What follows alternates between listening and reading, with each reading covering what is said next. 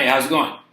So Scott Adams, who is like this, he's the guy who invented Dilbert, the comic strip. Yeah, and he's like a social media gadfly, like me, I suppose. He wrote on Twitter something very interesting. He's discovered, of course, that the medicine, and we'll just call it the medicine from here on out, so I don't get struck by YouTube. He says about the medicine, he's discovered the nasty effects of it, and that it is highly likely, if not certain, that so many of these sudden deaths and myocarditis and other maladies that have been plaguing people as of late are the result of this medicine. And he asks in a tweet, I literally want to know how the people who were right knew it in advance.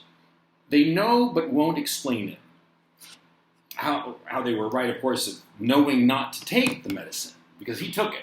Okay, and I wouldn't be surprised if he's shitting bricks right about now, of course, because if you took that stuff, God knows what will happen to you. Maybe you get lucky, and maybe you don't.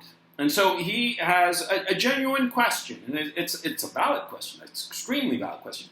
How did people such as myself know to stay away from the medicine? Simplicity itself. See? First of all, when they announced that they had the medicine in like early December of 2020, after this program called Warp Speed, right then I knew that I wasn't going to take this stuff. Why? Because assuming that the malady, let's call it that, the malady emerged in January of 2020. See, so they would have had at best 9 months to come up with some sort of vaccine against it that would do two things: prevent contagion and prevent transmission, right? Because that's what a vaccine is supposed to do. And so right off the bat, I thought to myself, that's just not possible. In 9 months, it's just not possible to go through all the clinical trials to make sure that there are not unintended side effects. Because all medicines have unintended side effects. Did you know that Viagra, when they came up with it, it was some sort of heart medication. And, the people who were taking it, guys with heart problems, would take Viagra, and all of a sudden, hey! And all of a sudden, it was like they were 22 again. And that's how they discovered the real use of Viagra. It was a side effect, a completely unintended side effect. In this case, it was very beneficial. But like thalidomide, for instance. Thalidomide was originally marketed as a tranquilizer, sort of like a baby Valium kind of thing. And, well, we all know what happened with thalidomide babies, right?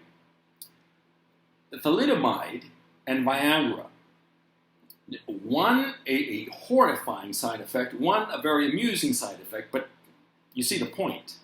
These side effects didn't emerge until years after the fact.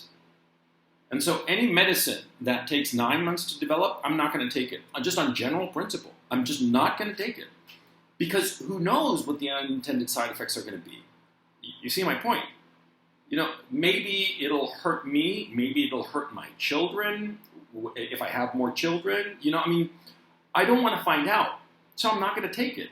If some medicine has been around for 50 years, well, probably it's going to be harmless. That's my thinking.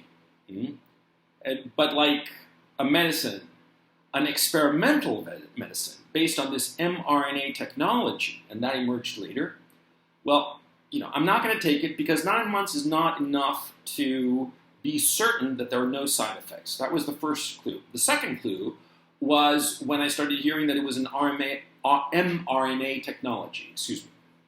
When I started hearing that, I automatically asked myself, this is a novel technology that's never been tried on human beings before on a wide scale. This is crazy. This is insane. And that was just hearing about mRNA technology. And when you start going into when you get on a granular level, you start to realize that what mRNA technology actually is gene therapy. And you're going to give this out on a mass scale for something that is essentially the cold. This seemed crazy to me. And so that was even a second milestone that told me, don't take this stuff, because God knows what it'll do to you. And what was interesting too is as I researched mRNA technology, I found out that mRNA technology had been invented in the mid-90s, and it had never come out of the clinical trials because the animals, the test animals, kept dying because of the mRNA technology. And that was a clue. The animals would die. Some of them developed symptoms similar to Alzheimer's or Creutzfeldt-Jakob syndrome. I'm like, no, I'm not going to take this stuff. And when they kept really pushing on it, I thought to myself, what exactly is going on? Because the level of pressure on people, I mean, they threatened, we all remember that they threatened people with their jobs. You take the shot or you lose your job. I remember Joe Biden just a few months ago saying, a year ago I think it was, saying, on public TV, he's saying, our patience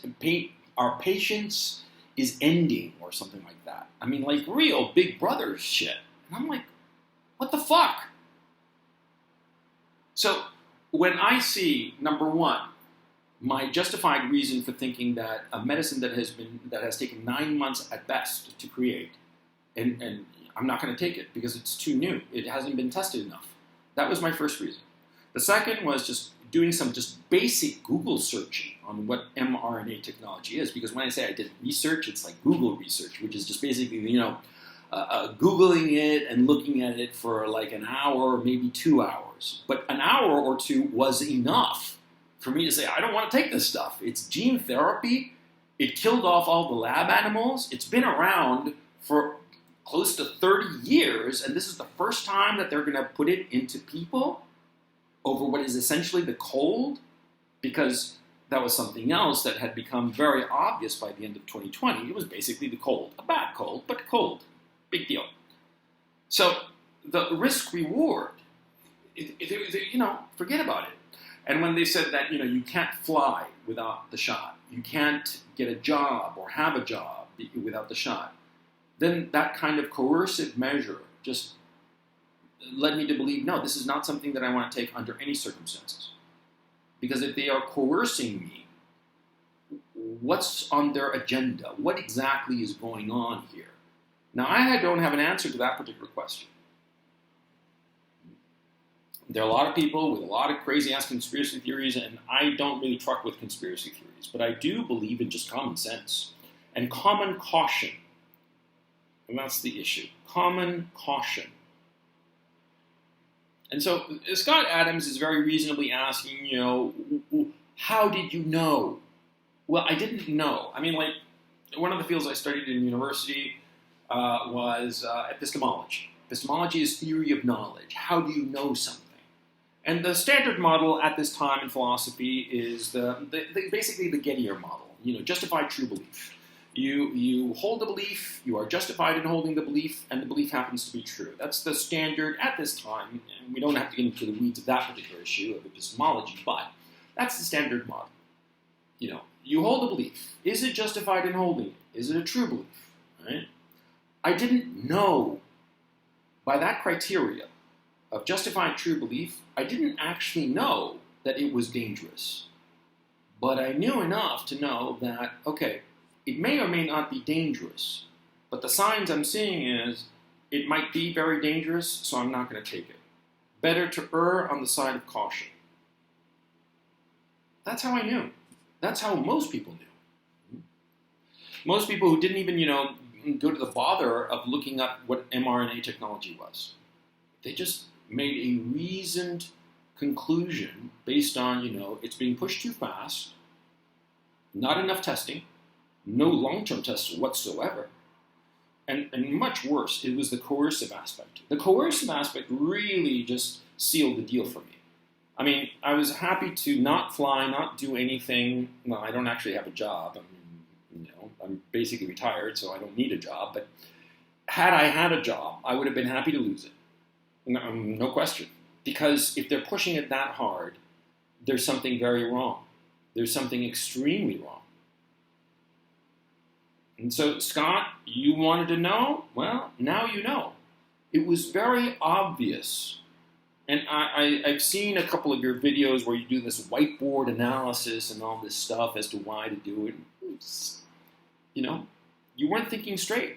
Your analysis was completely incorrect. It was premised on the fact that this was just like any other vaccine. It was never a vaccine. It's gene therapy, and it's something that has never been tried before on human beings on a wide scale before. And this particular medicine, using this mRNA technology, no studies of long-term effects. No, nothing. So it was obvious that all the calculations in the world, risk-benefit analysis, ignore them. It was just obvious. The fact that you didn't see it, that proves something about how you look at the world. Mm-hmm. And you should think about it, Scott. Take it easy.